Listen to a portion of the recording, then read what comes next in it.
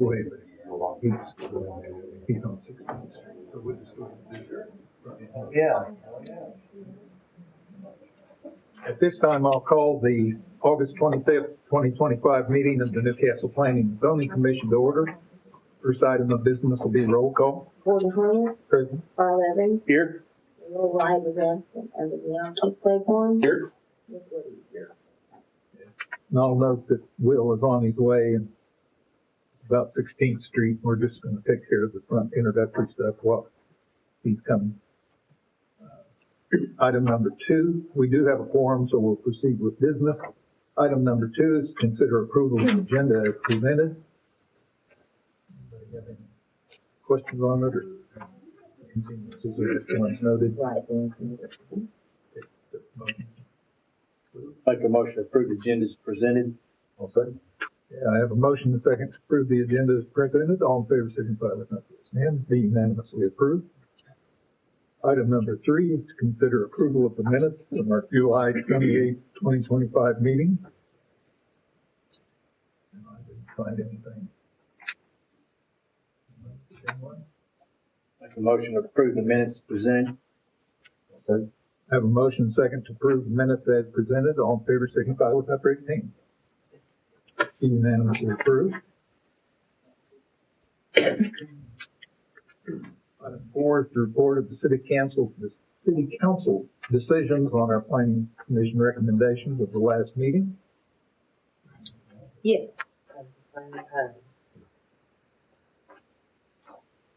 City Council on August 11th, 2025. Planning items were for Riverview Villages, located on Northwest 32nd Street and Riverfront Drive. The land use was continued by the applicant as well as the rezoning. So that was item 6A and 6B. 6B was a request to rezone from ag, general agriculture to E1 suburban estate residential for Snow Enterprises located on the northeast corner of Pennsylvania and Southeast 32nd Street. That was approved by City Council. And the ordinance amendment 1001 for amendment to the Newcastle Code of Ordinances for section 153.081 C1, C7, and C8 bridges and culvert was not recommended or was not approved by City Council.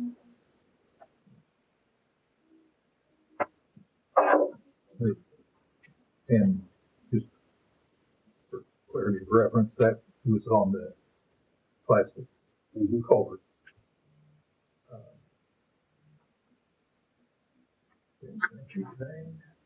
Item number 5 is continuance request. There are 2 continuance items, and they're number 8 and number 9 in our agenda. As noted, those are there and are part of the meeting. Address them as items. Item number 6 is citizens' comments. This is an opportunity for citizens to be heard on any matter that's not on our agenda. If you'd like to be heard on a general matter we'll not cover later, now's the time. Seeing none, we'll proceed. Item 7 is lot split deed approvals. There is one in on Southeast 32nd Street. That's the one we approved. Yes, for the rezoning. Okay, the only lot split is the Snow Enterprises Southeast 32nd Street tract that we rezoned last meeting. Is there any questions on that? Okay. Well, I wasn't watching very good. Welcome to the meeting. We'll mark you down. Item number 8 is a public hearing. Item number 8 is a continued item. Public hearing can consider an application for an amendment to the 2024 future land use map for general commercial to mixed use residential and commercial for R&R Land Development LLC for Riverview Villages located in the southwest quarter of Section 33, Township 10 North, Range 4 West, then Meridian, McLean County, Oklahoma. The property address is 32 Northwest 32nd Street and Riverfront Drive, Newcastle, Oklahoma. This is R 2025-005, and the applicant has requested that be continued, and I accept the motion to do that. Second. Motion and second to continue item number 8. All in favor? Be continued. Item number 9 is the companion rezoning application regarding that tract, proposing the PUD ordinance, PUD to a PUD. The address again is Northwest 32nd Street, Riverfront Drive, Newcastle. This is 2025-005, and we have a request for continuance, and I'd accept the motion. Make the motion to continue. I'll second it. I have a motion and a second. Continue this matter, item number 9. All in favor, signify by raising hand. Be unanimously approved. Item number 10 is discussion and possible action on final plat of Lakeview, Section 2.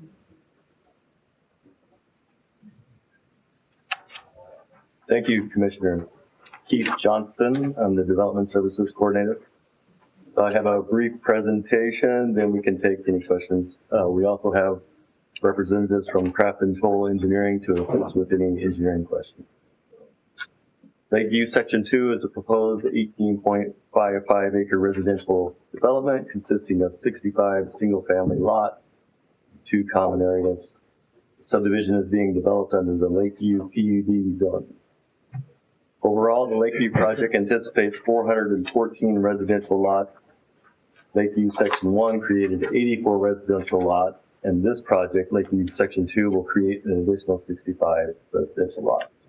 The remaining will be 265 residential lots to be developed after this project. Drainage for the project will adhere to historic patterns draining into existing ponds that will be modified for detention purposes. For sanitary sewer, the project utilizes the existing 8-inch sanitary main along Brush Creek Avenue that will be extended to the project within easements on the final plat that will be created. For the water, the project utilizes the existing 8-inch and 12-inch mains along Brush Creek Avenue that will be extended to the project within easements created by the final plat. Access is from the extension of the 2 local streets intersecting Brush Creek Avenue. Regarding parkland requirements, the developer is not obligated to provide the 3.5% parkland dedication due to the Lakeview preliminary plat being approved prior to the adoption of the parkland dedication requirement. However, the developer does intend to construct a full cabana or clubhouse in future phases of development. The developer is seeking a variance as allowed through the city's variance code. The developer would like to vary from 153.088H, foregoing the minimum drop through a sanitary sewer manhole of 0.2 feet, instead allowing a 0.1 foot drop in sanitary sewer manholes. The Newcastle Public Works Department has reviewed this request and supports this variance. Planning staff and our consultant engineers have reviewed the final plat, plans, and supporting documents. The applicant has addressed all staff comments and has met applicable requirements of the City of Newcastle with the request for the variance. Staff recommends approval of the final plat and improvement plans as submitted, including the recommended variance. Take any questions? On the manhole requesting variance on the drop, where is that located in this Section 2? Oh, in Section 2, it's throughout the system.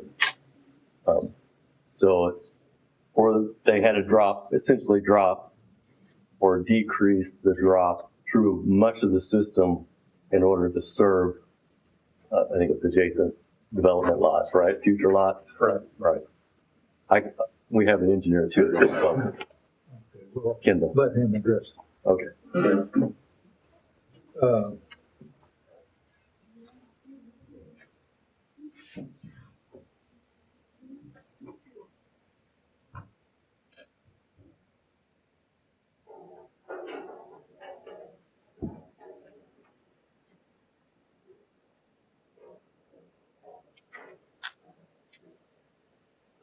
So what's the issue with the being awfully flat out there? Is that the deal? Yeah, for the record, Kendall Dillon, Craft and Salt. Yes, so obviously DEQ allows for a tenth of a drop across the manholes. We're maintaining the DEQ minimum, but your code, you ask for 2/10 of a drop. Our problem is this: if you look at,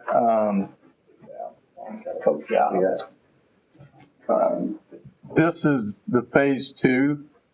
But the problem is we have this large drainage way, and this is downhill from here. So trying to get the sewer from this direction, which is down the outfall, over here, we can't cross because of that pond. So we have to come around this way. And if we do the 2/10 versus the 1/10, we lose over 2.5 feet at a point here, and it comes out of the ground.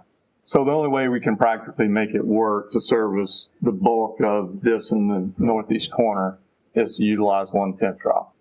But 1/10, like I say, that's We're running a different well, line, but. I don't know that we Going can. back uphill. Yeah, I don't know that we've got any other options to make it work, truthfully, because we've come and laid it as flat as we can off of the outfall. So there is a determination on the size of the pipe to change that velocity in that pipe, correct? It can. Right. So But- what size pipe are you running? It's 8-inch. Okay. But I don't know hydraulically. I'd leave that to the Public Works Department. But if we go and lower that velocity, it may not be. I think you're better to have a little bit higher velocity to keep the line flushed out and just have a 10th drop across the Well, manhole. state code, obviously, the bigger the pipe, the Yeah, flatter you the can. flatter you can lay it. Yeah. Mhm. Yeah. Just bringing that out. Right. Okay. Thank Mhm. you. Yep. Did that answer your question? Yeah, I think so. Okay.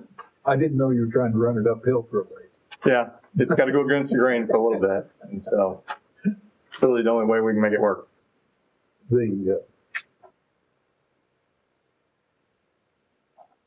And on your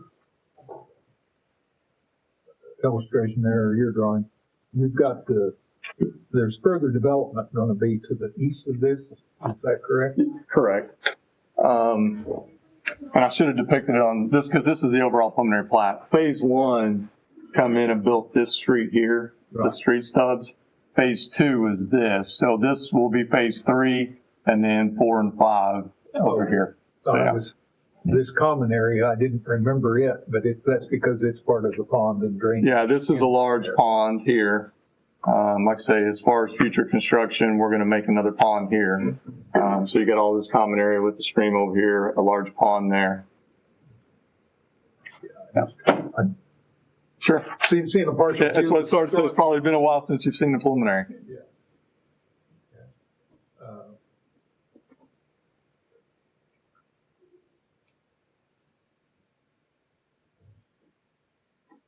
So is phase 1 are they 6,000 square foot lots Yes. as well? Mhm. Ones that are already permitted? We've Right. already Yep, approved. they're 6,000, about 120s. Same product. Couldn't remember. Sorry. Yeah, no. Yeah. So there was a PUD approved, I don't know, it's been several years ago. So phase 1 is basically the same product that we're proposing. Phase 2, it's identical to the approved preliminary plat. I don't even think we adjusted the lot hardly.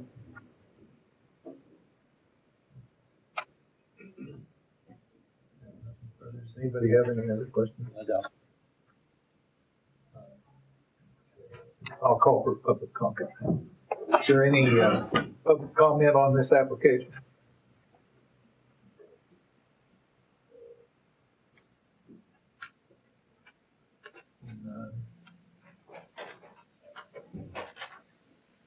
I'll make a motion that we recommend approval of the final plat for Lakeview, Section 2. I'll second. I have a motion and a second for approval of Lakeview Section 2. All in favor, signify with raised hand. Unanimously approved. Thank you. Thank you.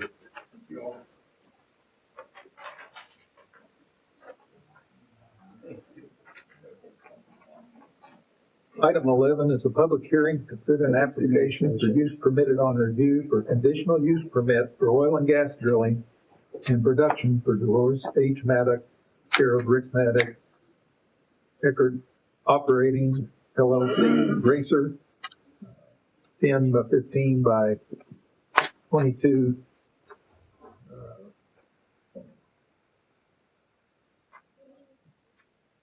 Not sure how that's illegal, but I believe it's 9 north, 4 west of the Indian Meridian, 01 WHLX, located on a 3.86 acre pad site located in the northwest quarter of the northeast quarter of Section 10, Township 9 North, Range 4 west of the Indian Meridian, McLean County, Oklahoma. The property location is approximately 1/2 mile west of Highway 62 on Northwest 24th Street, on the south side of Northwest 24th Street. Here in Newcastle, Oklahoma, is UPOR 2025-005. Good evening, Commissioners. Julia Yun of Planner. So this is for items 11 and 12, since we are dealing with two, boards. We have a request from Echoed Operating LLC to establish a new pad site for drilling two wells, known as Racer 10 by 15 by 22, 9 North West, 1 WHXL, and 2 WHXL. The proposed pad site is located on a 3.86 acre portion of a larger 9.56 acres. It's owned by Dolores Meadow.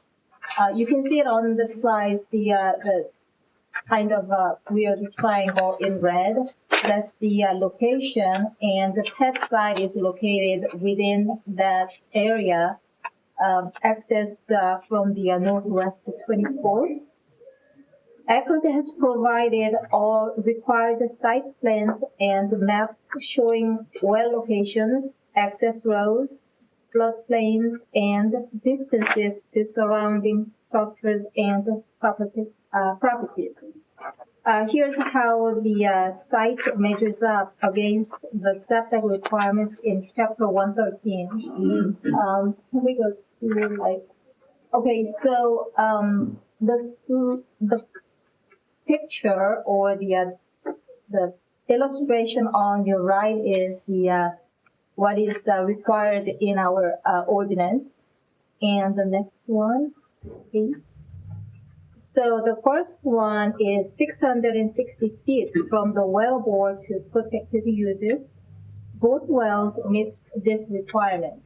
So the drawing or photo on the left side, the radius is showing 660 feet from the wellbores, and there are three residences, and one to the north is exactly at 660 feet, and other two residences, one to the east and slightly southeast corner there, they are well outside of that 660 feet.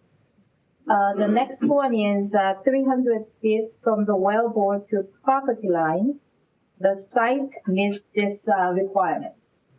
However, the next slide will show you 460 feet from the pad site to protected uses. The site does not meet this standard. The pad edge is about 336 feet from one protected use to the north across Northwest 24th Street.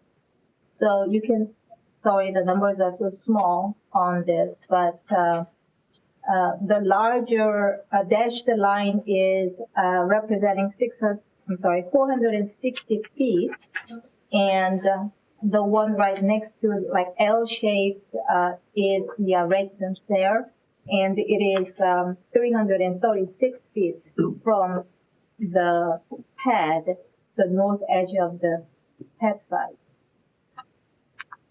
The ordinance does allow City Council to reduce setbacks down to 250 feet, or further if a notarized waiver is obtained from the affected property owner.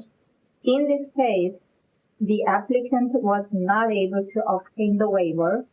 The property in question is owned by the late Honest and Deborah Dillon. Their daughter, Ms. Fielder, has been identified in court records as the personal representative of the estate, but there is no death certificate or will on file for Mr. Dillon.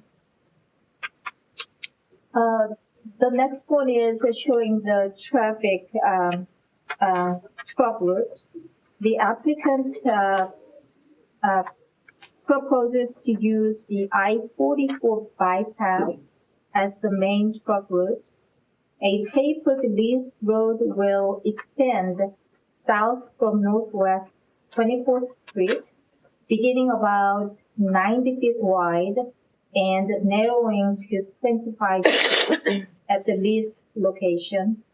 A concrete apron will be built at the entrance to minimize mud transfer to northwest 24th Street with drainage maintained by Tinhorns. The remainder of the entrance and the path will be gravelled with partial run limestone or granite. A noise study was conducted using models of the proposed drilling rig. Anticipated average sound levels are projected to stay below 75 decibels.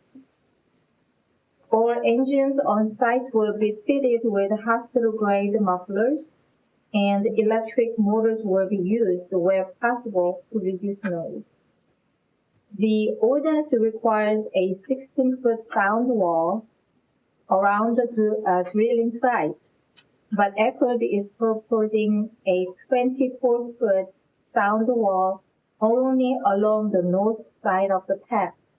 This is a deviation from the code and will require planning commission and city council consideration.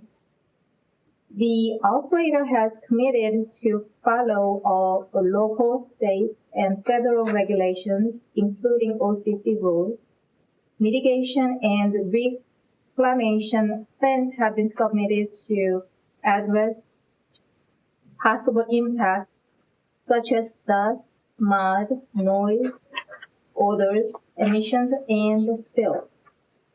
Eckerd Operating has submitted all required materials for application UPOR 2025-005 and 2025-006. Staff finds the application complete and forwards it to the Planning Commission and the City Council for consideration. Mr. Clark is here to answer any questions you may have. When you were describing the entrance in a concrete apron, Yes. would you do that again? I Oh, must have been yes. looking down and I didn't catch enough of it that I Okay. understood. So it's basically going to be looking like this, I think. So it's going to start at 90 feet wide at 24th Street, and it will reduce to 25 feet at the lease location. Is it going to be directly across 24th Street from the frontage road? So the way I understood was, so this is the pad side, the little pad side. It will be built here on the south side of the northwest 24th because it travels south.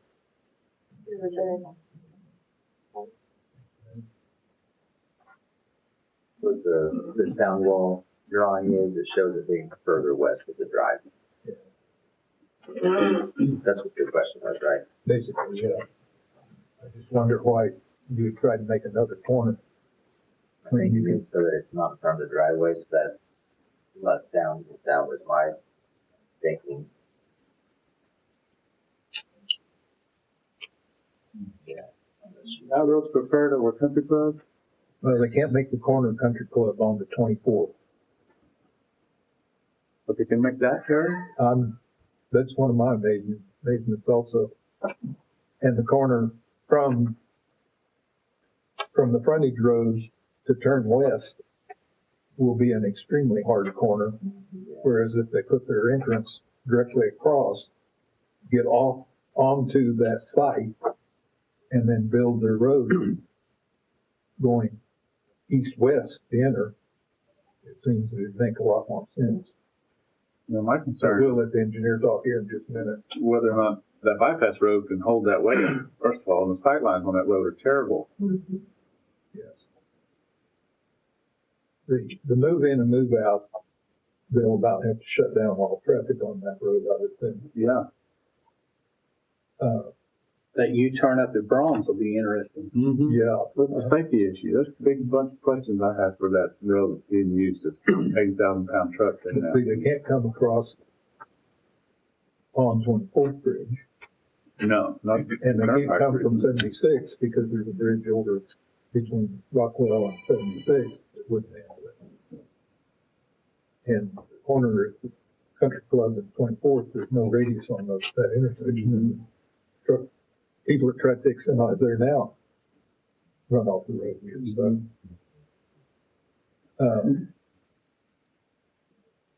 Okay, does anyone have any other questions for Julia right now? We might have to come back, but thank you very much. Would you, do you want to? I'm sorry, I couldn't think. Hey, Jeff Clark, yes. Yeah, Jeff, Yep. I'm sorry. Represent Eckerd Energy. Eckerd Operating. On the entrance,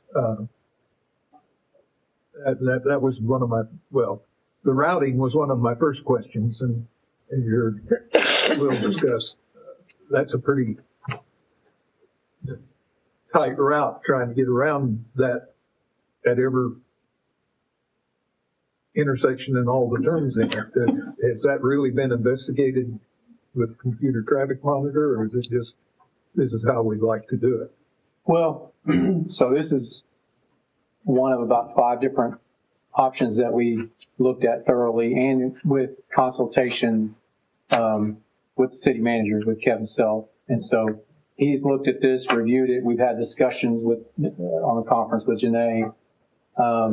We're open to any and all options that can be on the table. I think systematically we eliminated the Country Club single lane bridge in between our pad and Love's, the single lane bridge there. The Country Club and 24th Street is a tight turn there as well. And then taking our location traffic out to 76, there's clear signage there that says nothing over 40,000 pounds. So we're left with again, in consultation with Kevin, this bypass road seemed the most logical, least intrusive route of the 5 that we investigated, other than a helicoptering in the drilling rig. That is the most reasonable. Now, is it going to be easy? Obviously not. I guess, and to address a question that I did hear, we've discussed with the landowner that our entrance may need to shift east or west depending on what planning commission and council decides. So if what we have shown on the map, if you guys recommend that it needs to be placed further east than what we have in our proposal, we certainly are at your mercy, and we, we're going to do what the city feels is best for traffic. Well, and just the ability to do it was part of my Sure. comfort there. Using the frontage road, in all honesty, I didn't know how you were going to get to this site as I reviewed it, because I didn't think much of the getting onto the frontage road off of 37 will be a task. Sure. And there's a couple corners there coming down that are going to be exciting to do. Sure. With a big rig. And absolutely, when you come off of the frontage road, crossing 24th, that's a very sharp turn in a regular car, let alone with a semi. And it seems to me you'd be miles ahead, build your entrance straight across from that and get onto the property there and then build your road to get to your pad site. Jeff was mentioning the sound wall. Your closest house is to the north, and a solid sound wall on that side is probably most viable. And to the east, you'll have a greater distance to a house. So if you had to have an opening in it, that's probably a better place to do it. Not ideal. Ideal would be on the west, but we can't get you there. Sure. But on access, it just looks like the whole deal's pretty trying. But this frontage road, if your trucks can make the corners, that's really the only route that I know of, that I could conceive you could make it, and I didn't think of that. I was coming here saying you were gonna have to helicopter them in and wondered if that's what you intended to do. So we've had two of our guys, sorry to interrupt you, we've had two of our guys, our operation engineer, he has come and assessed that route, the bypass road route, as well as our superintendent, our field superintendent, who is the conductor when it comes to rig moves. And he's assessed it, driven it many times, and he acknowledges it's going to be a challenge, but we can do it. Okay, well, Safely. that was just one of the concerns, but I would certainly, well, if I make a motion, I'm gonna ask you to move the entrance, because that's making that corner look just be a mess. Absolutely, sure. The other question is timeline on this. We've had some discussion with UPR's year permit. So you'd be done by now. If you aren't done by now, that road's gonna be torn up. And so your ability to even use that entrance would be a problem. So what's your timeline on this? We are at a point where, in our rig program, where we are, as soon as city council, the good Lord willing, city council approves this and we get it through planning commission, we will bring a rig in very shortly thereafter. As soon as the location can be built, we plan to bring a rig in very, very soon. So you should be done in a year. We should be done before the end of this year. Okay. Well, that's, the tearing up of the roadway and the access totally is not a problem. Sure. And I'd also ask about the practicality of using the sound wall on the south and east also, certainly the east, because they're just across the turnpike. While there is turnpike noise, their houses right there pretty close. And So the sound study that we did to address that concern, the sound study that we did, although it's lengthy, I think it's 23 pages long, it certainly talks to that concern of yours.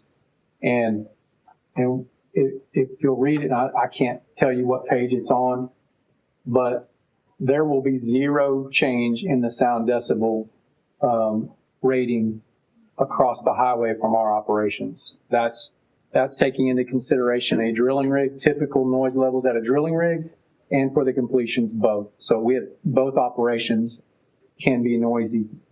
So they've been established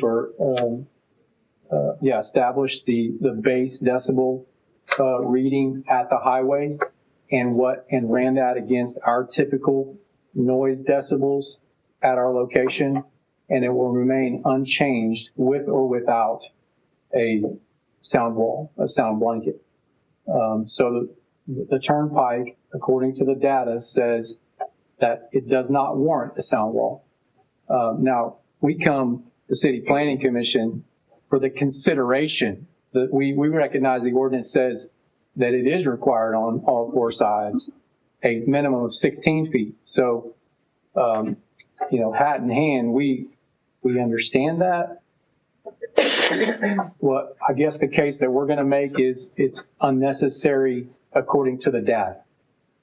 In exchange for that, and knowing that our setback variation, I say in exchange, in addition to that, our setback distance to the nearest dwelling to the north, we're going to propose we do the taller sound wall, the 24-foot walls, to make that accommodation in hopes that Planning Commission and Council will approve and make that as a modification, I think is what the word that we're using, the modification to the setback. Is and on that comment or direction, have you been able to talk to Ms. Fielder? Yes. Okay, Yeah. so they don't want to grant it. Oh, no, that's not the case at all. No, and we didn't, so the conversation went well. Ms. Fielder seemed open to it, asked me to send her the data.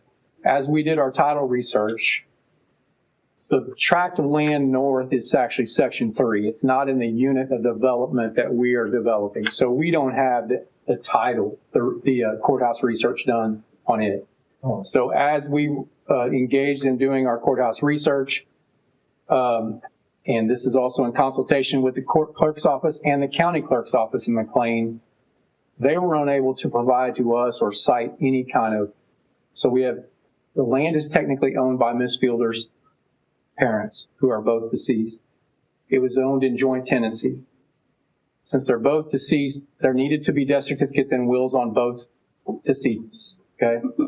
However, there are only court records as to Deborah Billings being deceased. There is nothing of record showing Ernest Billin deceased at all. And so there's a gap in title that we would need to overcome somehow, but Ms. Fielder seemed to be open to working with us on granting that setback waiver. Okay. And we're willing to continue to pursue that. I'm fairly confident that you found the right person to be talking to. Okay. I think by family agreement and by tenancy, they just hadn't filed with certificates of death. I'm sure some of the things changed. Sure. So if she's amicable with that, that'll go to the city council that way.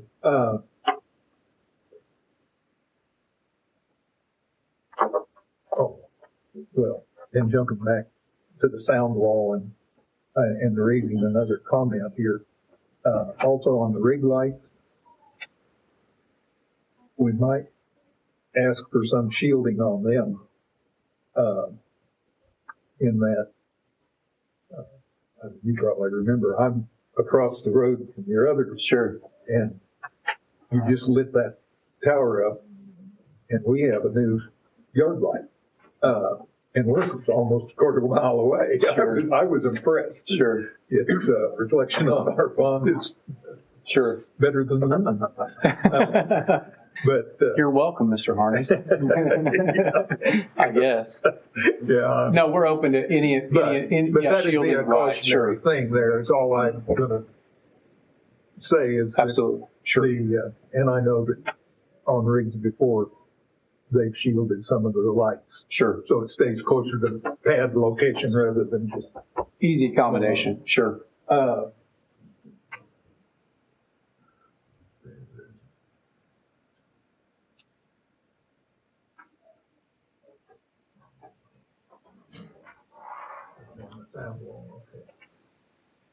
those are the areas that I had concern. Does anybody have any else? So are you expect to get an agreement to this resident to the north? Are you expecting some kind of agreement? So to clarify, I heard what you said. You don't have to say that again. I got that part. But go ahead. What's your intent? so I haven't said what my answer to you is. There's a detail that's missing out of this. So the residents that occupy those dwellings they're not owners. So I guess your question for me is, do we plan to get an agreement from the residents? No. There are not. From the landowner. Oh, from the landowner, sure. Absolutely. That's our intent. Absolutely. Assuming we can identify the landowner No, I properly. understand the caveat of what you described. Sure. There's no reason to believe we won't be able to get that setback waiver. That's 160 feet? Is that what He's it is? off by 70, is that right? Or 100? It's 336 and 460. Okay, so two different distances. And We're at 336, the required is 460. Okay. Oh, okay. So we feel like you need the sound wall to the east, is that what we're saying? I think so. My test location, No, I I understand. I get site locate noise, Sure. and I'm on the other side of the turnpike there, and if the turnpike here might be more of a buffer than it is at mine, because I'm downhill as it goes, and it's not, the turnpike's not high, is not raised in that area, but I just think those houses are closer to the turnpike than I am, and I think we might as well anticipate that you'd be better off with sound walls and not. On the east side. Yeah. Okay. So with an opening for the track, we're going to bring our road in there. Yeah. So that opening would be 40 foot wide or something to that extent. Yeah.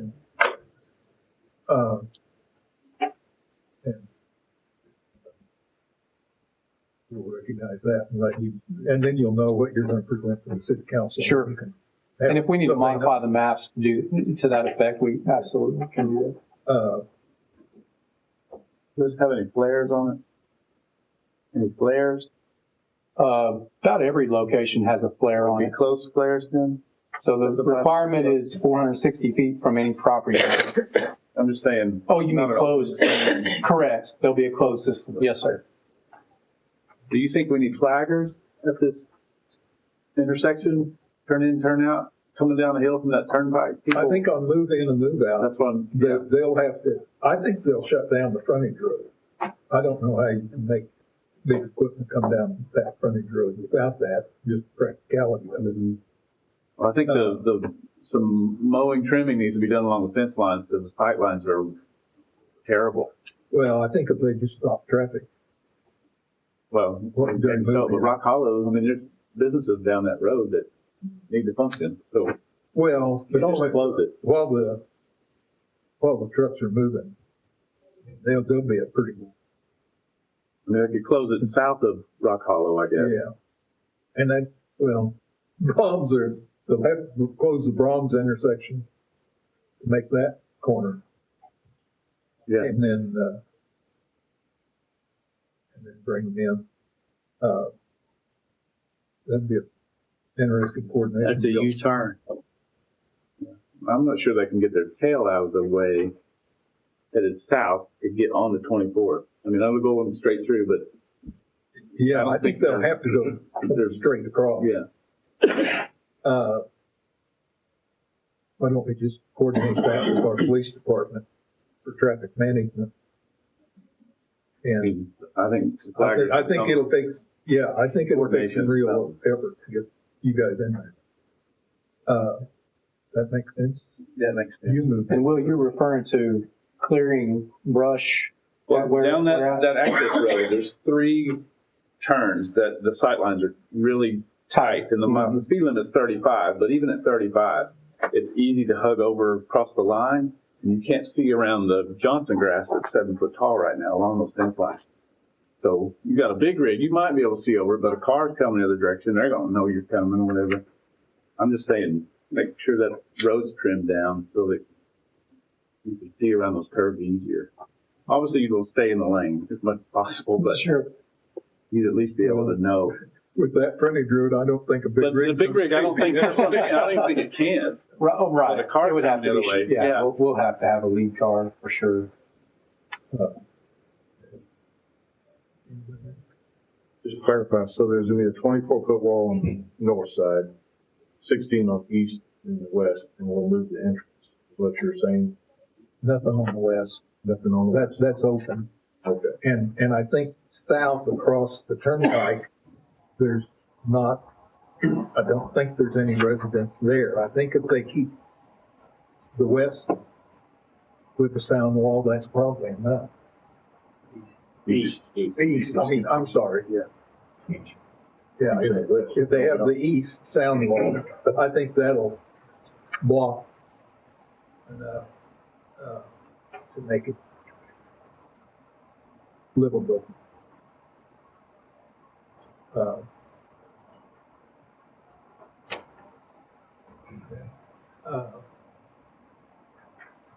Thank you.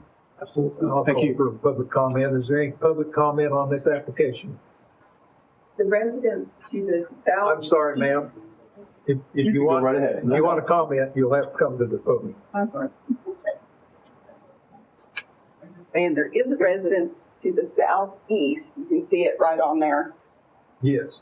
Say Okay. your name and Yeah, address, thank you. please. I'm Christina Arnold. My mother, who is over 80 years old, lives in that residence to the southeast. I'm worried about the sound barrier not being on that south side. It's going to shove it right straight toward her house and in the light and everything else.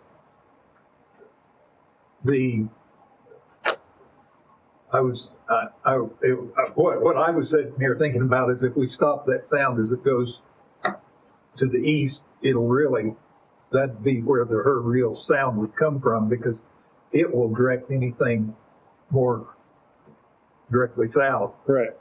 than letting it spread. Is this a Towards her house. frac site, sir? I'm sorry. Is this a frac site?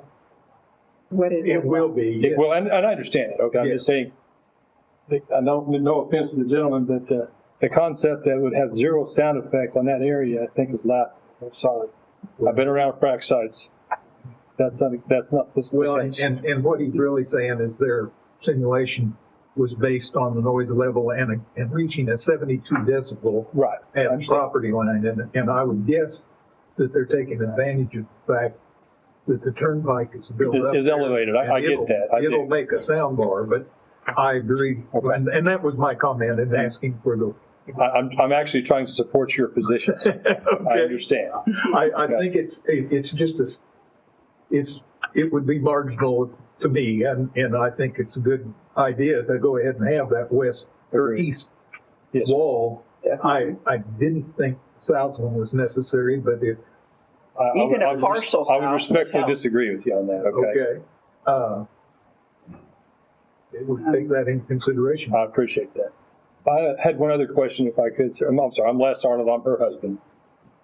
The well is been anticipating taking natural gas off this site, right? Exactly how is that going to be done? The reason I'm asking is we've been approached by ONG and a subcontractor.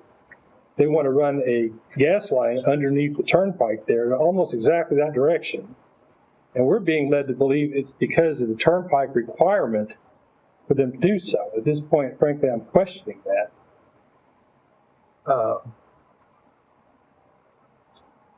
It looks like they're taking and I worked for the oil and gas company for a while. It looks like they're taking the gas off of this site, that direction, which I understand, but I don't see how that would necessitate a new line through our property to do so. I don't think those are related at all. And if that's the case, that's fine. Yeah. Would it be something we could discuss at another time? The ONG line, I believe they've already done their right of way, and No, they haven't. They're working on it. We're in discussions with them on that. okay.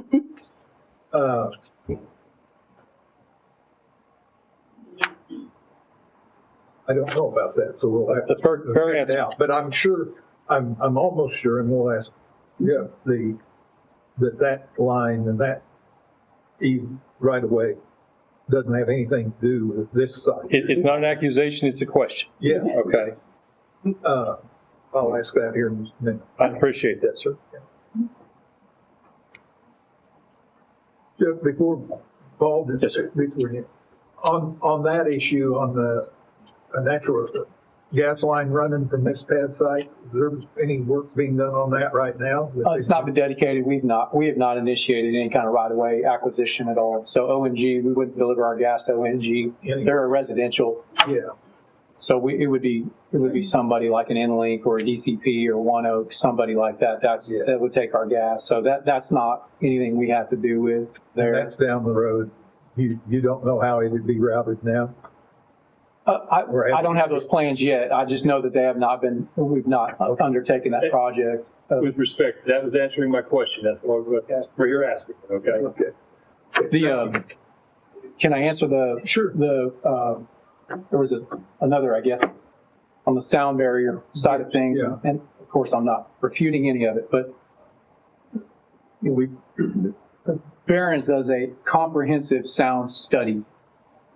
It's not a claim or a feeling on our side whatsoever. We take the data that they give us, and they've established that the turnpike decibel rating far exceeds any decibels that we're going to produce. So it exceeds the city ordinance already. So that drowns out anything that we could produce and get to the other side of the turnpike. It's in the study.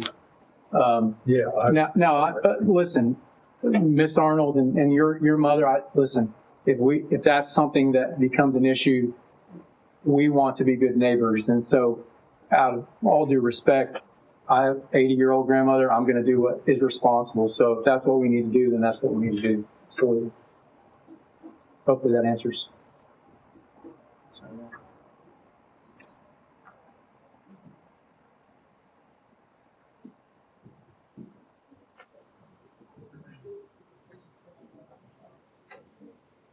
Hello, Paul Odom, 2529 North Country Club Road in Newcastle, Oklahoma. I'm a property developer based in South Oklahoma City, and I would like to share with the board a few of our preliminary drawings of what we plan to do in close proximity to this well site.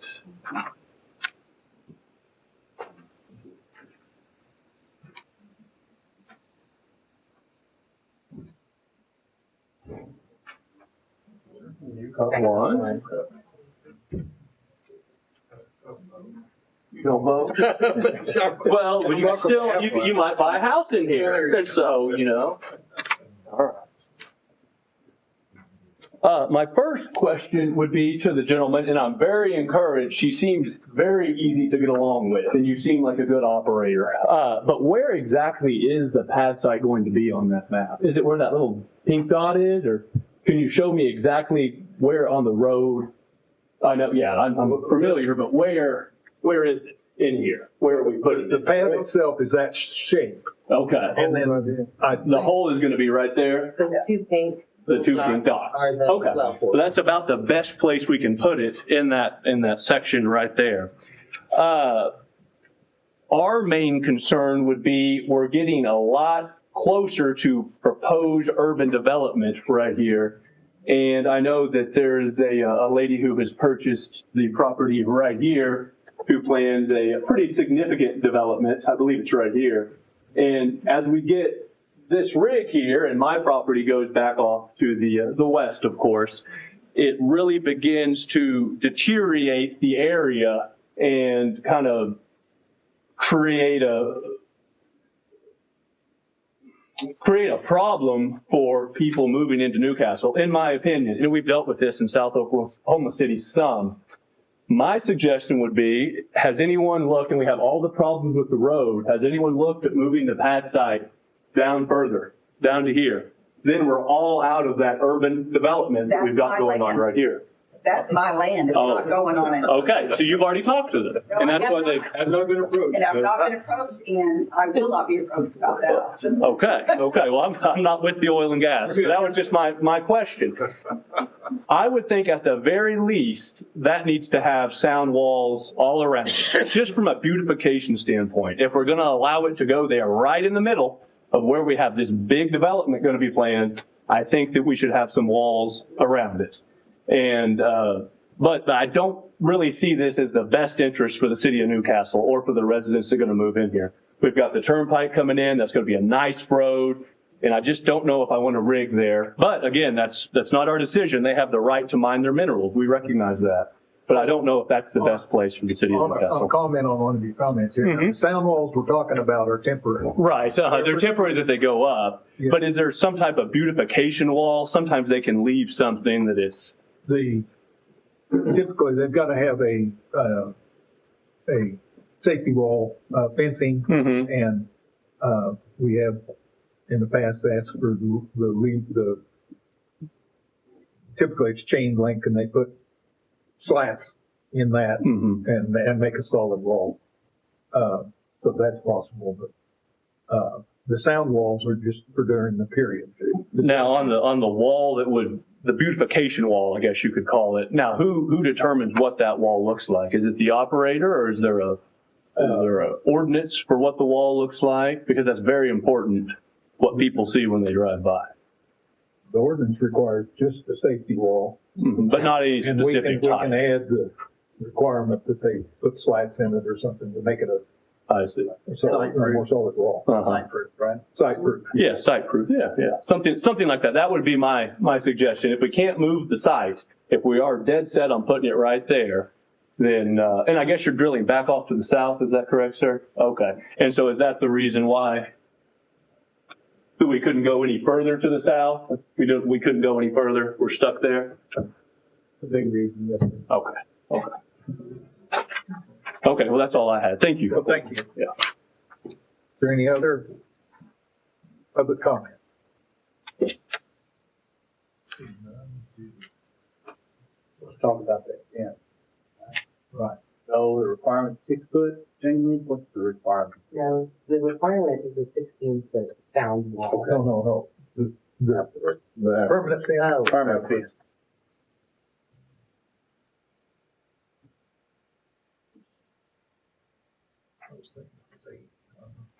I can't remember. It's okay. Talk to you while you do it. Make it harder. So how far are you from getting started? I really want the turnpike to come in. I want to see how the road's going to This look. rig's gonna be done by then, sure, right? Yeah, but it's still going to be there. I mean, There will it's be- people will drive by it each time. Yep. But I would say we're probably 3 years out from starting on that. And phase 1 will be the closest to the rig, Okay, as shown on the map. thank you.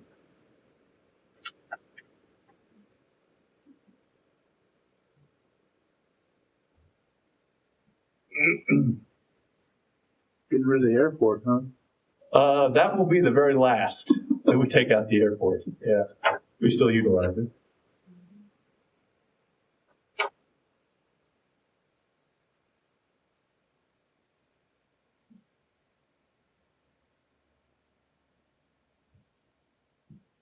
so within 90 days of completion of the drill site or erection of storage tank, whichever occurs first, production site and all related equipment and storage facilities shall be screened with an opaque permanent fencing sufficient to secure the area where production activities are conducted.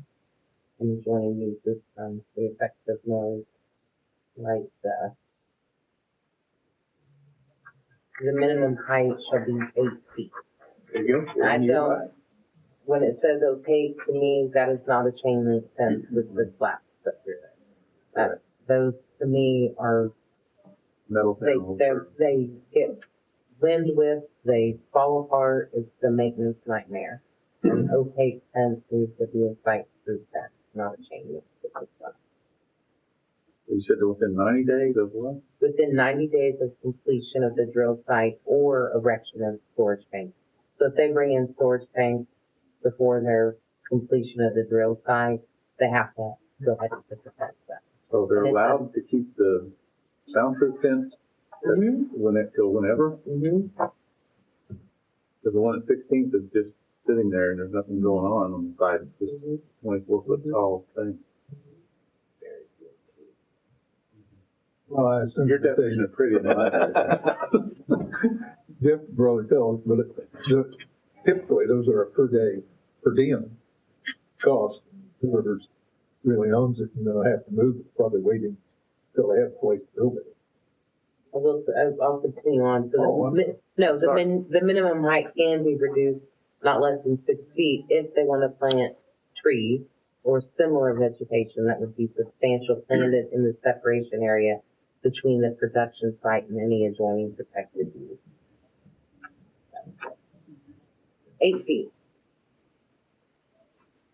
They want to do a bunch of landscaping with trees that would be sufficient.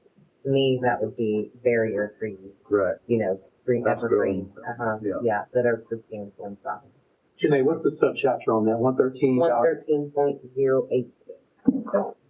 Fencing and or screening around well.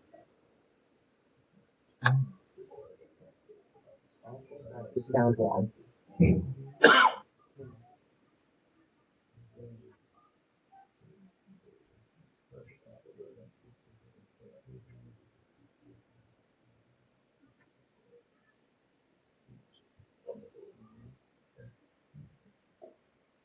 My only add is to make sure we get that signature waiver from the property owner to the north.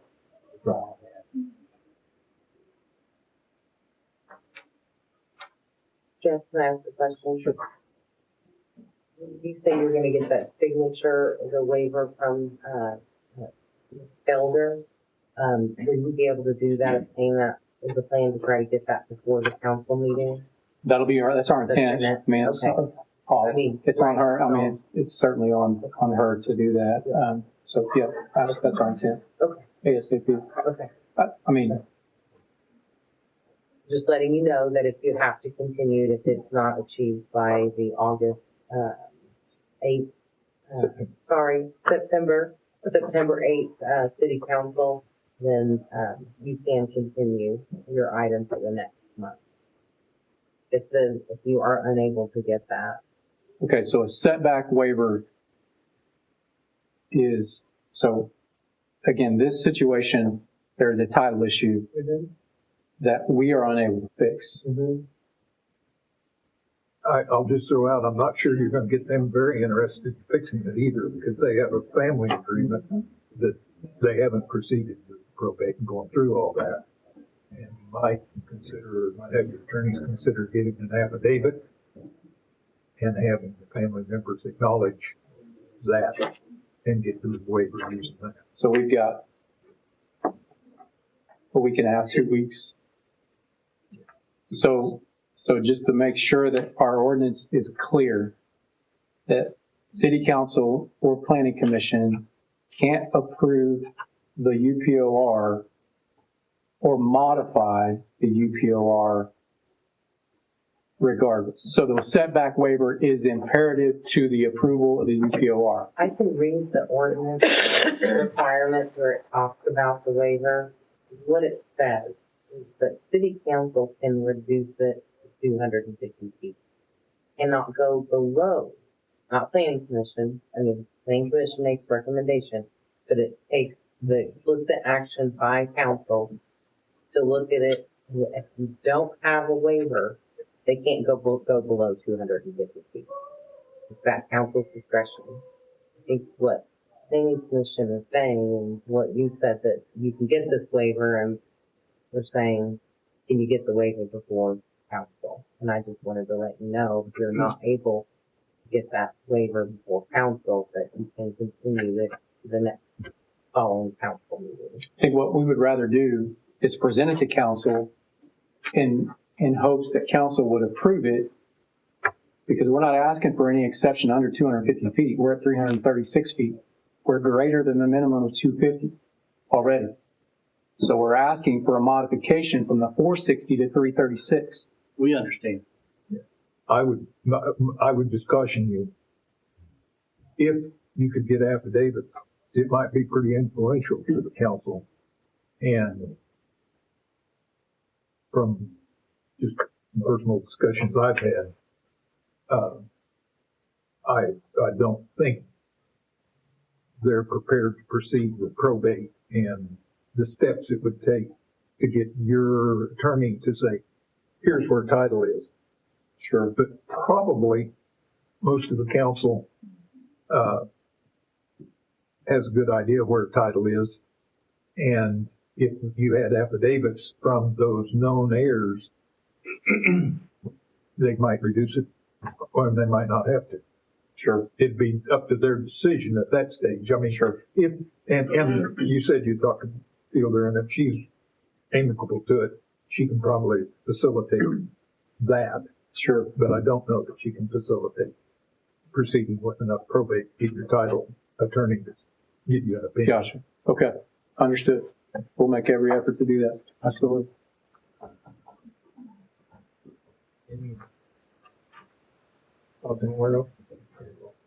I'll make a motion that we recommend approval of the POR subject to the following elements. One, the waiver or affidavits or variance be granted as to pad site location.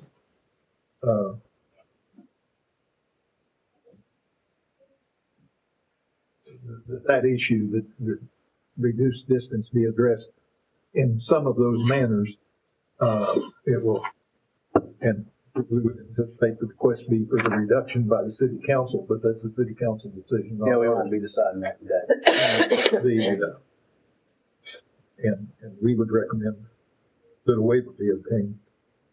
I think on the sound wall, my motion is going to be that we just comply with the ordinance and there'll be sound walls on all four sides.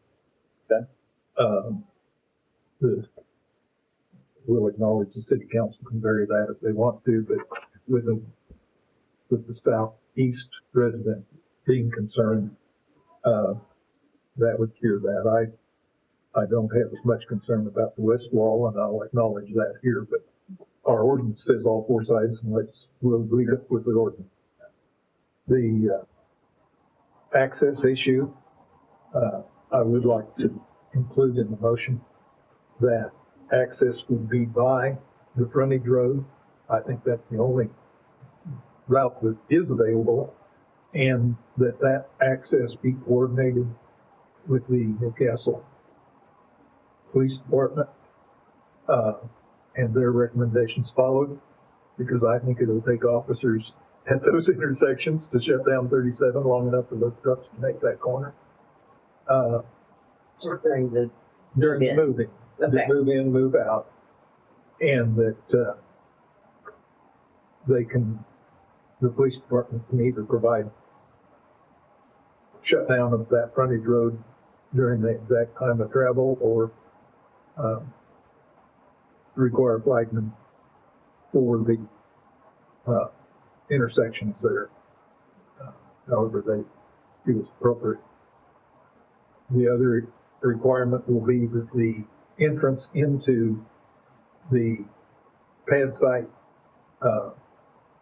and the property location there that the pad site is located on be directly south across from the frontage road entrance, frontage road intersection, and then and it be concrete per the requirements, just built that way. And I don't think that at this time we can really say how the permanent exit's going to be there, because that frontage road's going to change with the turnpike. So we're really talking about a working entrance at this time, and that entrance will have to be redeveloped at the time the turnpike and new frontage road is built.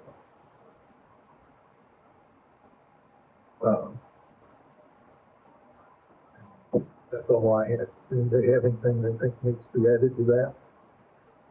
So you said east, all four walls, are you still gonna keep the north wall 24 feet? Yes. Just want to clarify that. I think the, I don't know that the east wall being 24 and south wall being 24 feet would be necessary, because I do think the turnpike is elevated there and will buffer that a lot. I agree, I just want to make sure we're up something. So the 124 and the other three. 16. Lights. Show the lights. Thank you. Put that down here. And I would request, include in this, that the lights be shielded as to overflow to the east and south.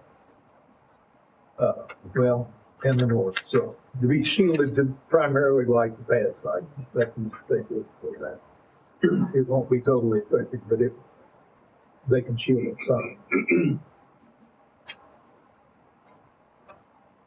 That's all I've got. Anybody? Second. I have a motion and a second as stated to approve this, recommend approval of the UPR. All in favor, signify with an raised hand. Be unanimously approved. You know, that we have two of them, so we can let that same, Yeah. 11 and 12. I've got to read what on that. Okay. I have to read it? Yes, you probably should. I've always thought I did. So. I just had somebody to ask. Think you do something here tonight. Very good. A public hearing to consider an application for use permitted on review for conditional use permit for oil and gas drilling and production for Dolores Maddox, Rick Maddox, Decker, operating Racer 10-15 by 22-9 N 4 West 02 WHXL located on a 3.86 acre pad site located in the northwest quarter of the northwest quarter of the northeast quarter of Section 10, Township 9 North, Range 4 west of the Indian Meridian,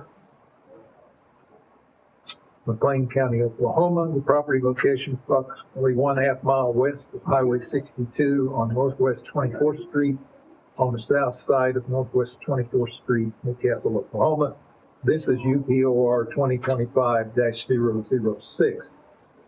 And I'll just state that this is a conjunction application with the one we've just heard and addressed. The public statements about on it and the applicant's statements would be uniformly the same, and we will address it as if those issues were all discussed and addressed as to this item number. Is there any public comment, additional comment that would be made as to this issue, or this unit? Seeing none, we'll proceed. I will insert the same motion with the same terms and conditions as I provided on item 11. Do I have a second? Okay. I have a motion and second. All in favor, signify with upraised hand. Be unanimously approved. So items 11 and 12 have been approved, or been recommended for approval. Item 13 is a public hearing to consider an application for an amendment to the 2040 future land use map from mixed residential and commercial to general commercial for Nancy Skaggs, Eric James Little, John H. Little, Terry Jane Little, Shawnee Adele Sutterbo, Jacob Sutterbo, Joshua James D. Sutterbo, Benjamin Eric Sutterbo, and Ben.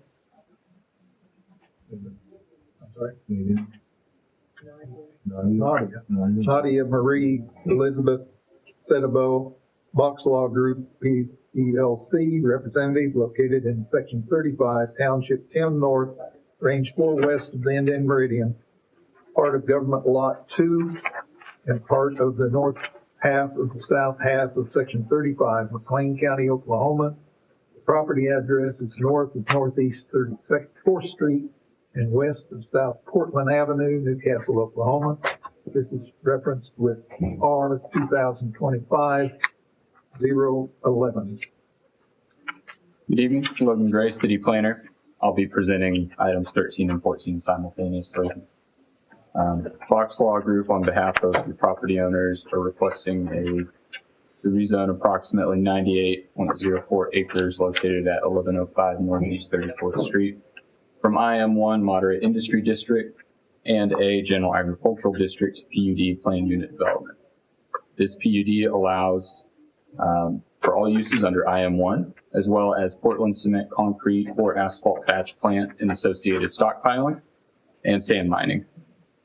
A PUD rather than a straight rezoning to IH1 Heavy Industrial District was proposed by staff to allow for these specific heavy industrial uses while retaining the flexibility under IM1, which allows for less intensive office and commercial uses in addition to its industrial uses. A conceptual site plan was submitted with this application. It shows the areas in which the specially allowed uses are able to be placed. All uses within the PUD require a detailed site plan and must meet all development regulations prior to receiving a building permit. In particular, any uses related to sand mining must provide remediation plans to mitigate impact to properties up or downstream on the Canadian River and must receive authorization and meet regulations of the Oklahoma Department of Mines. To allow for some flexibility, adjustments to the conceptual site plan may be administratively reviewed, provided that areas for specifically allowed uses do not increase by more than 10%. The site is not being subdivided and therefore platting is not required. If the property is subdivided into 3 or more lots in the future, platting and possibly an amendment to the PUD will be required. Sewer facilities or public sewer facilities are unavailable for the site. On-site septic or aerobic systems are required. Public water facilities are available from a 12-inch line on Northeast 34th Street, and connection is required. The site is partially within the FEMA floodplain, as you can see on this site plan here. No structures shall be placed within the floodplain, and disturbances to land within the floodplain require a Newcastle floodplain permit. Drainage improvements are required with any development and shall be in accordance with the Newcastle Code of Ordinances. Facades throughout the PUD must meet Newcastle's facade requirements, which for commercial is 80% masonry on all sides, and industrial is 80% masonry on walls facing streets. The PUD does specify that the batch plant in particular shall have 80% masonry on the front and may use 100% architectural metal on all other side and rear elevations. Landscaping is required and shall be 5% of the total area with 60% in the side or front yard and visible from the street. PUD states that all existing mature healthy trees shall remain on the site to the greatest extent to meet this requirement. The PUD requires that a wall or fence 6 to 8 feet in height made of stucco, brick, stone on a continuous footing is required where the PUD abuts any residential use. And per IM1 district regulations, all stockpiling areas shall have a minimum 6-foot site-proof fence or screen where abutting streets or properties that are not industrial zoned. The applicant has requested an amendment to the PUD to allow wooden stockade fence and masonry columns to meet the screening requirements. Additionally, staff discussed with the applicant earlier today to add screening along this property line to further protect any existing or future residential uses. And in the future, we're also suggesting to amend the language of the PUD so where in the future, if this area is developed, would require screening along this side of the property as well. And while you're still there, Oh, sure. the screening that you were just talking about, is it on the property line or on the north-south line that's green? So it would be, so on this site plan, they have it here on the south, and it would be along this south line. It's not the property line. And it would be along this property line as it abuts this property to the east here, and then going southeast, and then along this So southern. along what's depicted to be red? Excuse me? The line you're talking about is red on your drawing? It's not on this drawing. This was a conversation that we had just recently. That's why I can't see it. Okay. Okay.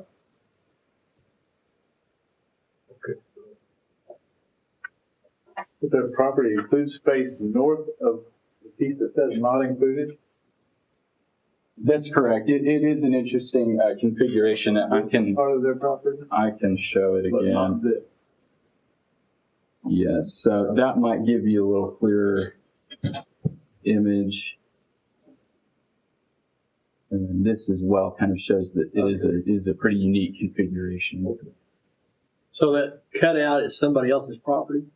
That's correct. There are two lots that this property abuts. There's this one, sort of a shard shape, and then this lot.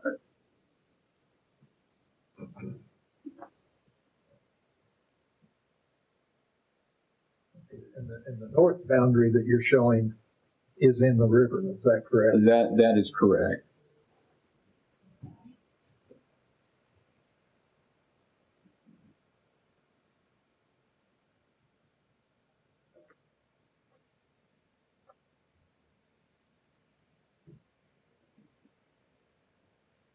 I'll let you finish. Okay. So the site will only have access on northeast 44th Street to mitigate the impact of heavy truck traffic generated by the batch plant and sand mining uses. You say 44? Sorry, 34. Okay. Apologies if I misspoke. A 2-inch asphalt overlay shall be provided for the PUD along the frontage of the property on northeast 34th Street to mitigate the impacts of the heavy truck traffic. This improvement will occur once the batch plant is operational to minimize wear on the road as construction is ongoing. All parking facilities within the PUD shall comply with the Newcastle Code of Ordinances. The tables here indicate the requirements for parking and loading and unloading. Plans for surfacing of all off-street parking and loading and unloading areas must be submitted with all building plans prior to the issuance of the building permit. The Newcastle 2040 Comprehensive Plan and Future Land Use Map designates this lot as mixed-use residential and commercial. This future land use designation allows for PUDs, but does not allow for industrial zoning or development. Therefore, a future land use amendment from mixed-use residential and commercial to general commercial has been submitted with this rezoning application. Although the general commercial future land use designation allows for industrial uses and zoning, it also allows for less intensive uses and zoning such as office and commercial. Given that the PUD So a batch plant is commercial and not industrial, is that what you said? Oh, no. In addition to the industrial uses that are allowed under general commercial, and also the IM1 zoning that this PUD uses, it also allows for less intensive commercial and office space uses. Is that for the whole track, or is it the front part that's not developed under this? So the allowed uses, or the special allowed uses, are shown on the site plan here. So this 15-acre area here is for the batch plant and stockpiling, and then additional stockpiling areas in this 19 acres. The sand mining operation is limited to these two areas here. And what's the proposed access to that, since you brought it up? So they proposed an access road here. I'm sorry, to the sand mine. Oh, to the sand mining. There's pretty much a cliff there. Right. I may have we're not going to get that far into the river. It's going to be a surface mine, basically. We're not going to get to that cliff. We're going to stop before then. If you wait till, you can come up to the podium and make your comment. Yeah, I may have Just to the. clarify, Sure. Logan, the entire parcel, if you can go back, you have the land use map up there. I don't have the future land use map. No, but it is in the staff report. Okay, so that entire parcel that's outlined in red will be designated from mixed-use residential commercial to general commercial. Correct.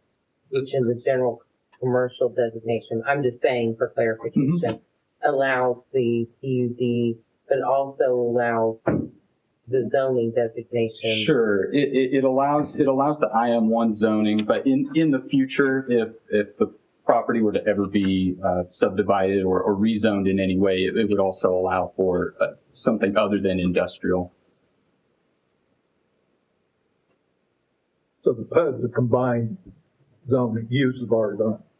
Is that correct? So the base zoning district is IM1 for the PUD, and under IM1 it does allow moderate, medium industrial uses, but it also allows most general or most commercial and office uses. Okay. So but it's not a specific provision for those. It's part of the regular IM. Correct. Yes. Okay. I thought that we were adding something extra, and I was. No. Apologies if I. No, that's fine. Go ahead. Given that the PUD is adjacent to the OG&E McLean Power Plant, one of the largest industrial uses in Newcastle, and because the proposed allowed locations for the batch plant and sand mining facilities are at least a quarter mile away from any existing residential use and have specific design guidelines to promote harmony with the surrounding area. There are no foreseeable impacts to this proposed rezoning. Staff supports and recommends approval of R 2025-011 and a future land use amendment for mixed-use residential and commercial to general commercial. The applicant's representative is present this evening and available for questions or comments. Anybody have any questions?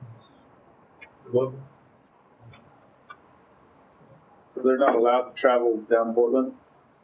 With this proposal? Correct. So no access can be taken off of Portland. It all has to come off Northeast 30. But they're gonna pave the road to Portland. They will, well, so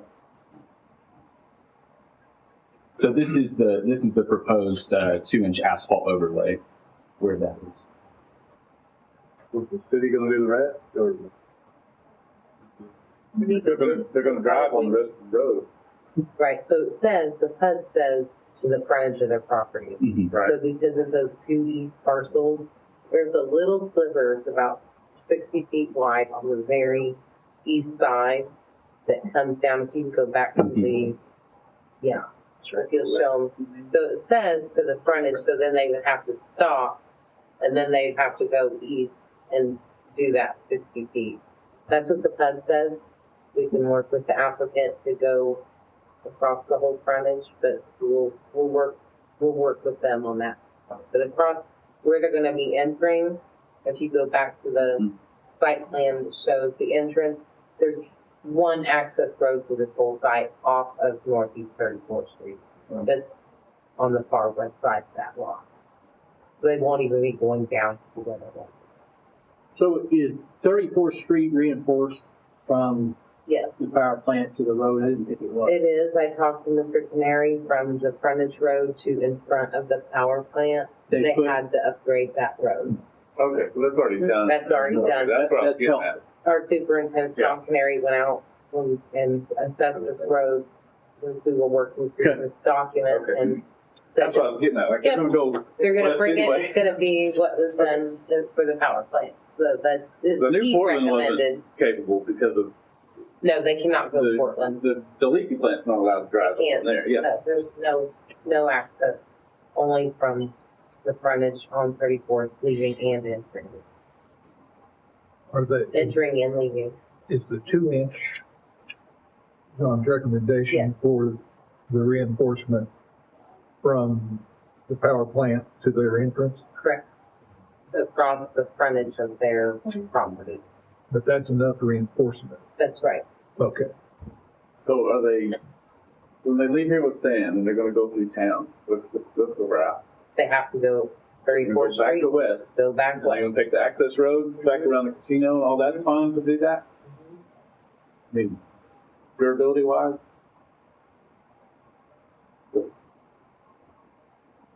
I just don't see how Portland's different than the access road as far as, I mean, I know they can't repave the whole town, I'm just saying. It makes a longer route more than just the condition of Portland, and then they have to utilize That curve 24, is and we don't want them not on good, right. 24. Those access roads need to be rebuilt. With the turnpike coming in, I do.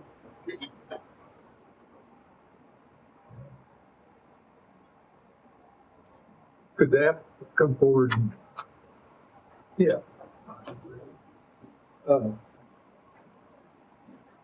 On the access for the sand mine, how's that being proposed? Caitlin Turner, 525 Northwest 11th Street, here on behalf of the applicant, who is here with me and may be able to assist with the access to the sand. So we only are proposing the one access road off of 34th Street, so that will go as far north as feasible. From what was mentioned earlier, I believe it's going to be just surface mining, and so they'll have to just, however they can get access as far north as possible from that one access on 34th is what they'll have to do. Or is the surface mining to be done in the riverbed? Or No. is it on the main upper level of this? Main site? upper level.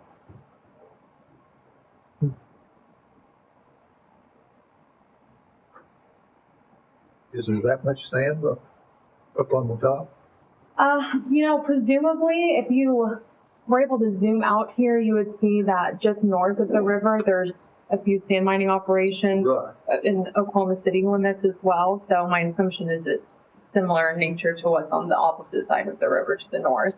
Okay. And we'll have to go. My thought is, I don't know how you get from your, up the level tract of land that we're viewing here and the river bottom to mine sand.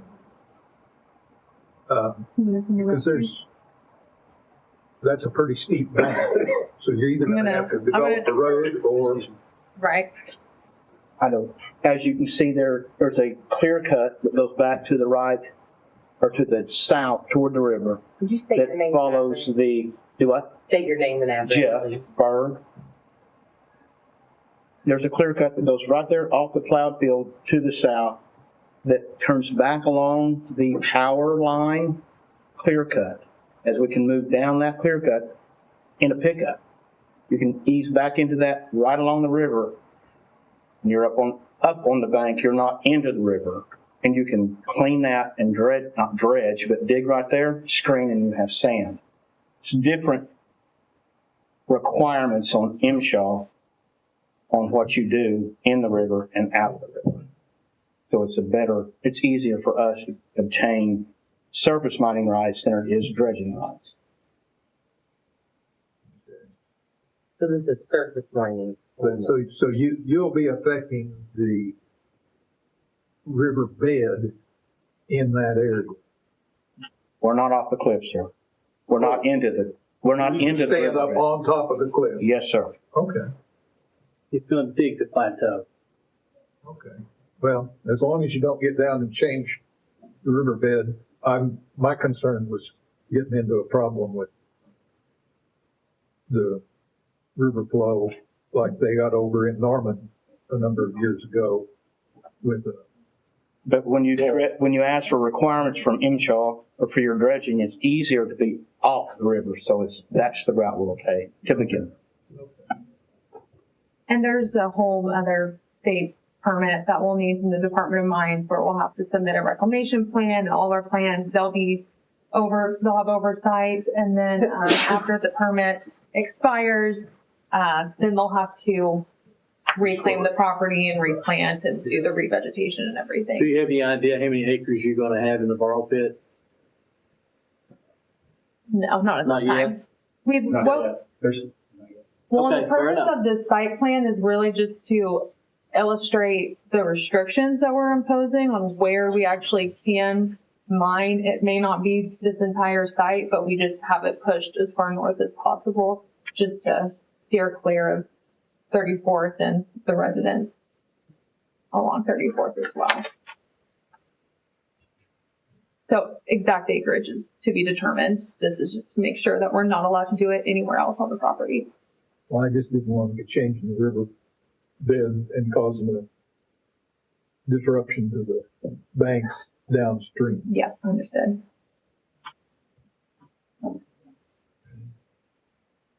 Anybody have any other questions?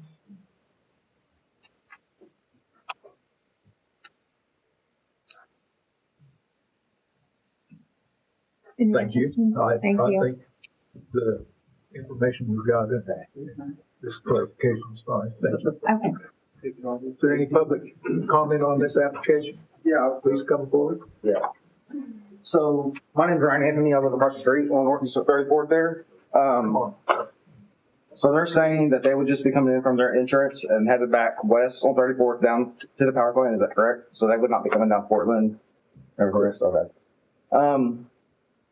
Kind of this turnpike situation is up in the air. And from what I've heard, and nobody knows what's going to happen on that, but I've heard stories that as far as going down in front of the power plant, going west and continue on to the highway, how we are able to get onto the highway and head into Oklahoma City right there, that's all going to kind of change. So would that force them later on to have to come down Portland and come around 24th? No.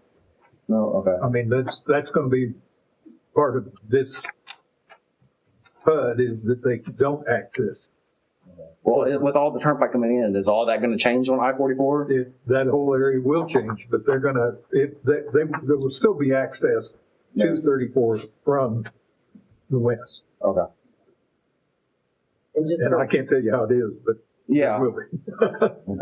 No matter what, that's the way it's written in the PUD, so they have to come back before planning commission and city council. So all change trucks that. are gonna have to come from that direction. That's correct. All right, thank you. Is there any other public comment? Seeing none? We'll proceed. Oh, Carl L., 2420 North Portland. Just a couple of things. Represent the landowner to the east of this proposed development. One of the major concerns we have is the riverbank has been stable there for probably about 60 years to the east. And so this concern of excavating any land back to the west of our property that would allow the river to encroach and then start eroding back then. So will there be a buffer of trees or vegetation left between the area of Barrow and the river to allow that to keep the river in its current path?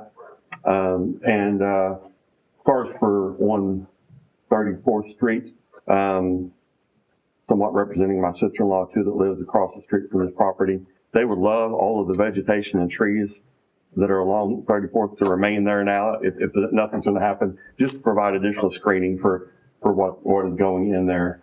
And as somebody who lives very close to the path of the existing asphalt plant and the traffic that comes down 24th Street to Portland Avenue, even though you have no Jake brake signs up and down that street everywhere, I can be in my shower at 5 o'clock in the morning and hear them hit their Jake brakes for about a half mile before they get to the corner. So any help from the applicant to control that with the trucks coming in now, that would be appreciated. With the residents along there, I know they won't want to hear Jake brakes being popped off at 5 o'clock in the morning as they come in from the west to this turn-in location.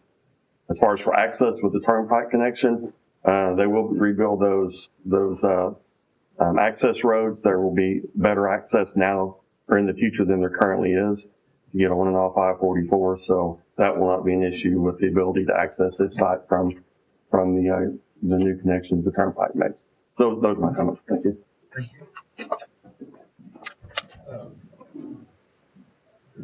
Could we have a comment on the space between the borrow pit and the river? Hey, good evening. Tim Lunday, 2220 Northwest 35th Street in Oklahoma City, Oklahoma. So I can point it out. Basically, a lot of this area, there's an easement here, so we won't touch any trees in this area. And of course, from the comments, we won't touch any trees on the frontage here either with any of this. And then coming around these edges and then even along this property here, I think we'll want to keep as much of that vegetation in place as possible in order to be able to screen from the backside and also keep the erosion down throughout the whole process.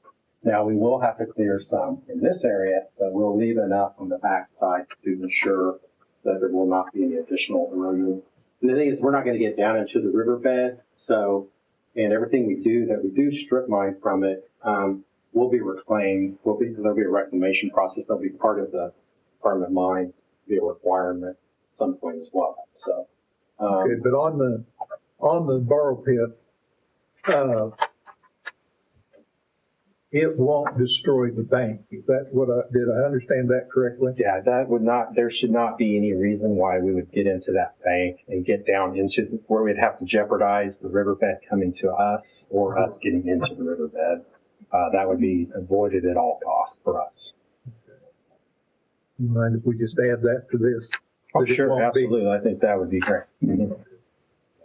Yeah, and I that's the understand. concern because we don't want to cause downstream eroding. Understood. And as long as you stay up on the bank, it's not going to affect that. Yeah, we're going to say we don't want to get into that either. So that'd be great. No problem. Well, writing that in. Yeah. Okay.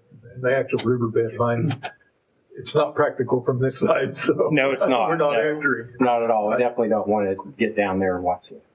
Okay. Right. Sure. So you don't, you would update the PUD language to keep the vegetation as a buffer between the borrow pit and the riverbed. we can add that into the PUD. Yeah, and we would really want to keep, like, I know this was requested to be dense, but if there's enough coverage here, we really want to keep as much of this vegetation. The vegetation there instead as of ripping well. it out. Yeah, to put a fence in. So that as well, and even coming across here. Okay. As well. So we could replace keeping existing old growth vegetation instead of a fence on the east side Yeah, of the everywhere joining there's ag vegetation, where property. that would go, even, from across here, even we want to keep all that vegetation to the buffer as far as you guys would like us to do that. Okay. To be able to keep that screening off there, and then we would add that screening everywhere outside of that. If that's, if it's acceptable to do. Where there isn't vegetation. Right, where there Which we isn't could write vegetation. that in the PUD. Exactly. Okay. Yeah. But the fence, the screening fence will go across that southern border of the sand mining and the, concrete asphalt batch plant. Yeah, this is batch plant, and this is going to be stockpiles for aggregates and sand and things. And yeah, so this would be a minimum of a 6-foot screening fence. Which we talked Which, about, and that's the so for we the need to wood update the potential. PUD to show that, you will have masonry pillars, but what's your wooden spacing gonna be? stockade So wooden stockade fence, what do you propose the spacing to be on that? with the brick columns in there. Do a quick little research on that and kind of see, and I can answer it in a second. Is there something that staff would prefer? Do you have a recommendation? I'm gonna say an 8-foot stockade fence with, the panels are 6 feet wide usually, so, 18-foot centers. So you do 3 panels, 18-foot centers. 18-foot centers. I mean, if that's what, I'll take a quick check, but if that's what you prefer or would like to recommend, I'm sure that would be what we do. Let me There's about 1,600 feet that we would need to screen, so masonry wall along there is Yeah, just pretty we just do the extensive. column. Yeah. Right. So if we're able to do the wooden fence, I feel like typically, this area is so industrial, especially given the OG&E plant and the fact that it's already zoned IM1. The IM1 regs are very general in terms of what it requires for site-proof fencing. There really aren't any guidelines or specifications that at least fall under the IM1 zoning district. So I think doing a higher end product like wood, maybe we can do something with the columns on wider centers, maybe like 40 feet or something along those lines if staff and planning commission are agreeable. But I think that already exceeds what the zoning district requires. And then not to mention we're, about 600 feet off of 34th Street, a minimum of quarter mile away from residential. So I think we have so many restrictions baked in, maybe that can be a little give and take there. Yeah, I have no issue with the 40-foot center for the columns with an 8-foot tall, wooden stockade fence. Because that's another zoning thing, is it just requires a 6-foot. And again, given the distance and the vegetation, could we do 6 feet and then just have that heightened material in the masonry columns? 6 feet. I'm just thinking since it's set so far back and we have that baked in, then that should mitigate the site. The vegetation. Yeah, so exactly. Anywhere there would be gaps in the existing vegetation is where I would ask you to add in evergreen. Oh, help up front. Up front, yeah. Sure. Anywhere there would be gaps. So we'll kind of write that in, but there'll be an evergreen screening along the frontage of Northeast 34th. We can make that change. Okay. Additional, you can keep what's there. If it's not evergreen, we'll go with adding in evergreen. The last thing I have is, do you have any hours of operation that you guys work with? I know the concern with the noise and trucks coming and going. I'm asking this question. Do you guys usually start at? I would say, like Joan said, there could be some truck traffic before the sun is up getting ready to load. And then operation would normally stop at sundown or close to it. Jeff, he's the one who does operations more. During the turnpike and under heavy construction, we'll work all night. There'll be some times, but. They're on I-44. Mm-hmm. Yeah. There are times to where there are jobs where like it's the turnpike and they're Yeah. eating the asphalt from this plant location, that would be required of us to run at the price, but it's not typical, not common. It would be, normal, 5, 6 a.m. to dark. So is there any way for your operators to make sure that they, like, Mr. Nail said, no Jake break? We will be, we have our own trucks, which we would make sure 100% there. And then we also will, we'll have third-party trucking that we have signed up with us. I think we can make it a requirement if they don't follow our rules on that, it won't work for us in order. So if they don't follow, we'll make sure they don't drive in there anymore for us. Because they're going to call us as soon as Understood. Yeah. I mean, it's just like, they're going to call the planning department and code compliance is what they'll do. It's like the other gentleman said. I mean, we understand our impacts and we want to make sure to minimize everything we can. Whatever we can control, we want to do that ourselves too. And it's just like the roadway. We don't mind that one bit. We think that's understandable. And, Jake breaks and being more quiet with operations and things like that. We want to do everything we can to support those questions and concerns and make sure we do that. Thank you. And I do just want to point out briefly that with the current zoning district, there are some pretty intense uses that are permitted right now, right up on 34th Street. So I think the PUD that we're proposing is actually a lot more compatible given the surrounding neighbors, just since we have those mitigation techniques in place with this PUD, and that's going to be, set in stone. If they have any issues, then this will be enforced. There's some questions here. Yeah, thank you.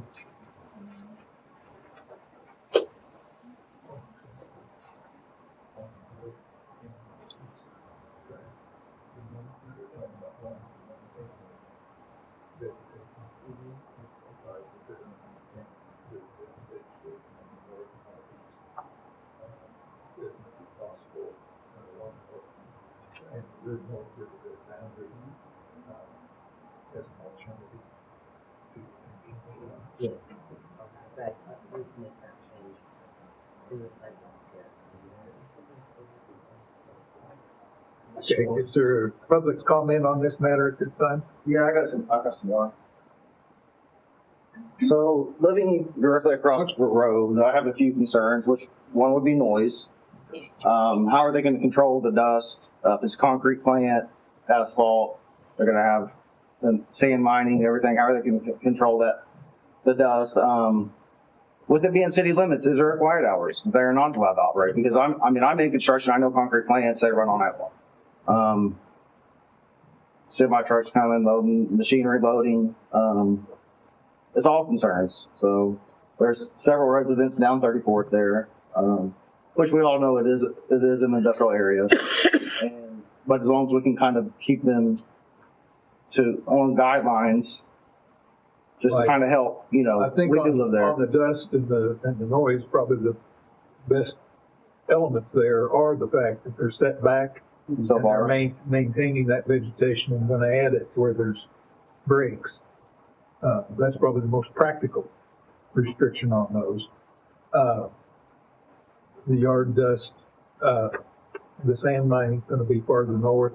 Shouldn't have any problem from that. And then they're going to do a yard area that I'm sure keep from having a mud pit. They're gonna. So I know as far as earlier when there were some questions going on about drilling and they have to do sound fences and stuff like that. How tall of a fence will they be required to put up? Like another question is like lights coming off of it. I mean, we do have some with the power plant there, but anymore, it's just going to be these lights. Our ordinance now requires it's in the PUD. It's in the PUD that all lighting will be shielded and be full cut off. They can't spill over. What about smell? Because asphalt plants do smell, odor. Is that going to be part of it? Shouldn't be. There shouldn't be.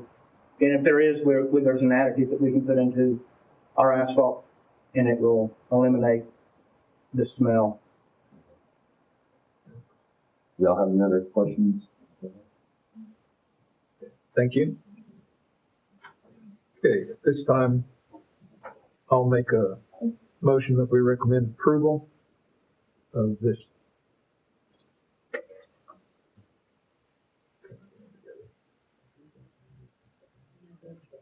Okay, first we're gonna do the land use.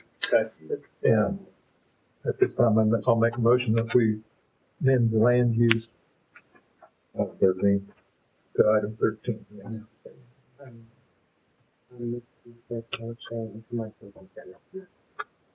Use residential and commercial to general commercial. Yes, and that lane is one item, from 13. And then the PUD. The commercial and what? Correct. Yeah. So we're changing the land use to the general commercial and PUD. No, PUD is separate. PUD is done. So you're changing the, item 13 is put your land use amendment from mixed use residential commercial to general commercial. And then that's it. For this site. Then the PUD. I'm not proving the PUD, I'm saying you can do it. Yes, you can In your do land. it. Yes. Okay. Okay, so we're changing the land use. Yeah. To general commercial and PUDs for use. We aren't addressing the PUD itself, it's just the comprehensive plan. That was your motion? That's my. I'll second it. Okay, I have a motion, all in favor, signify with up his hand.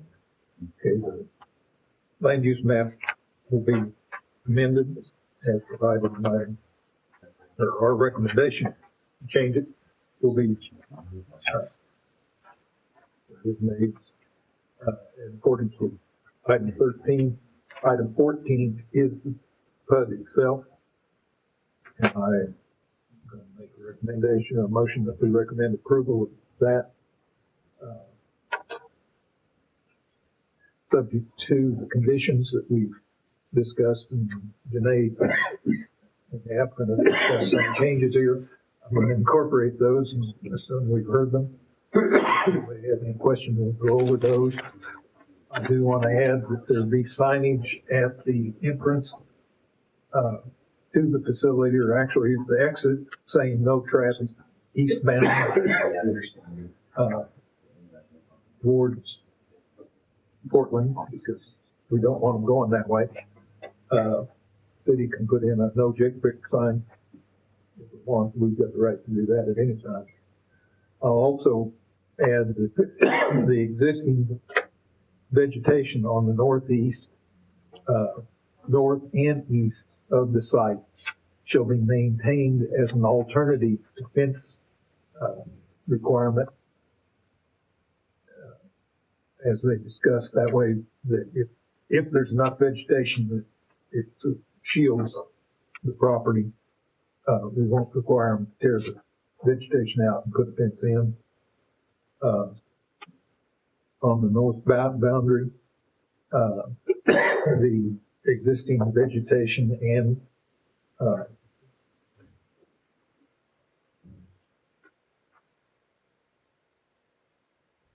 ground cover structure shall be maintained between the sand mining pit and the riverbed, so that we don't take that pit down into the riverbed.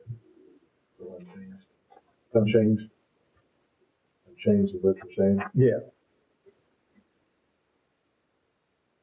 You talk about entrance. I know you're making your motion, but sure. Does this entrance, I would presume, need to be similar to an oil access road, right? The width and the depth to a fence and the gate and all that? Pay attention to that in this PUD. Is that in the PUD? It's specified an entrance, but it's in the PUD. Okay. 2-inch asphalt overlay. I mean, it's basically following the city code. Is that right? Well, their entrance will have to meet our standard. Do we want to upgrade that to our old oil entrance? I don't believe that they have the same type of rig for oil. I mean, we'll have semis. Basically to get off the road to a gate. Yeah, it's just, if this helps, they'll be paving that access road all the way up to the event. dust or anything like that. So that'll be improved, the access road to the site. On some of our Yeah. oil sites, because of semis, we require a greater width and a depth to a gate so that the semi can clear the highway or the roadway and park. And I'm seeing nodding, so that's probably gonna be built that way, but we could, Yep, exactly. Yeah, we'll be accommodating for the wider. you wanna add it or just? Well, I mean, It's in our interest to do so, but we Yeah. can add it if needed. either way. Well, we'll just add that the entrance will be sufficiently wide to accommodate semi-truck traffic turning in there off of the road, and there shall be provisions for sufficient depth before any gating to allow a semi to fully exit the roadway.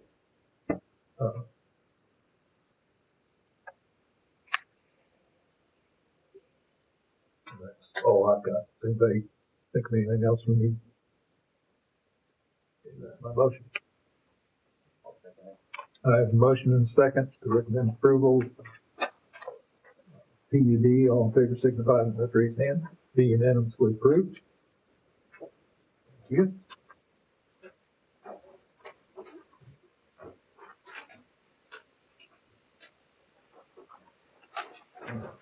Item number 15 is discussion for a special meeting. I don't know the need for one at this time. Item 16 is new business. 17 old business. 18 adjournment.